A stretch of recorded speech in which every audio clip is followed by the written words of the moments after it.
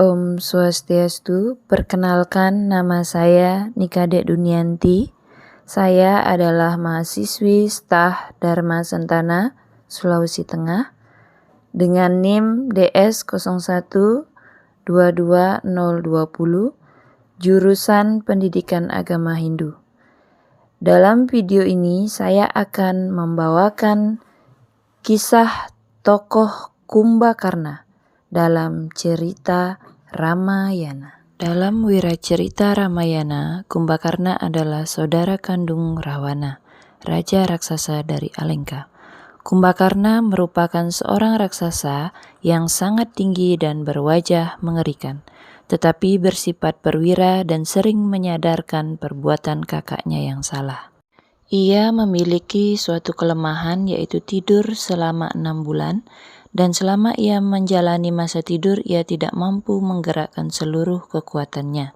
Pada saat kerajaan kakaknya diserbu oleh Rama beserta pasukan Wanara, ia dibangunkan dari tidurnya dan berhasil membantai lebih dari 8.000 pasukan kera. Arti nama dalam bahasa Sanskerta secara harafiah, nama Kumbakarna berarti bertelinga kendi. Keluarga.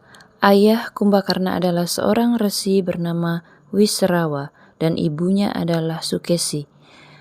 Putri seorang raja Aditya bernama Sumali. Rahwana, Wibisana, dan Supanarka adalah saudara kandungnya, sementara Kuera, Kara, Dusana, Kumbini adalah saudara tirinya. Marica adalah pamannya, putra Tataka, saudara Sumali. Kumbakarna memiliki putra bernama Kumba dan Nikumba. Kedua putranya itu gugur dalam pertempuran di Alengka. Kumba menemui ajalnya di tangan Sugriwa, sedangkan Nikumba gugur di tangan Hanuman. Anugerah Brahma. Saat Rahwana dan Kumbakarna mengadakan tapa, Dewa Brahma muncul karena berkenan dengan pemujaan yang mereka lakukan. Brahma memberikan kesempatan bagi mereka untuk mengajukan permohonan. Saat tiba giliran Kumbakarna untuk mengajukan permohonan, Dewi Saraswati masuk ke dalam mulutnya untuk membengkokkan lidahnya. Maka saat ia memohon Indrasan atau tahta Dewa Indra, ia mengucapkan Nidrasan atau tidur abadi. Brahma mengabulkan permohonannya karena merasa sayang terhadap adiknya. Rahwana meminta Brahma agar membatalkan anugerah tersebut. Brahma tidak berkenan untuk membatalkan anugerahnya, tetapi ia meringankan anugerah tersebut agar Kumbakarna tidur selama 6 bulan dan bangun selama 6 bulan. Pada saat ia menjalani masa tidur, ia tidak akan mampu menggerakkan seluruh kekuatannya. Peran di Alengka. Kumbakarna sering memberikan nasihat kepada Rahwana, menyadarkan bahwa tindakannya keliru. Ketika Rahwana kewalahan menghadapi Rama, maka ia menyuruh Kumbakarna menghadapinya. Kumbakarna sebenarnya tahu bahwa kakaknya salah, tetapi demi membela Alengka, tanah tumpah darahnya, dia pun maju sebagai prajurit melawan serbuan Rama. Kumbakarna sering dilambangkan sebagai perwira pembela tanah tumpah darahnya karena ia membela Alengka untuk segala kaumnya, bukan untuk Rahwana saja. Pertempuran dan kematian. Saat kerajaan Alengka diserbu oleh Rama dan sekutunya, Rahwana memerintahkan pasukannya untuk membangunkan Kumbakarna yang sedang tidur. Utusan Rahwana membangunkan Kumbakarna dengan menggiring gajah agar menginjak-injak badannya serta menusuk badannya dengan tombak. Kemudian 1000 gajah menginjak badannya sehingga mata Kumbakarna mulai terbuka. Lalu para utusan segera mendekatkan makanan ke hidung Kumbakarna.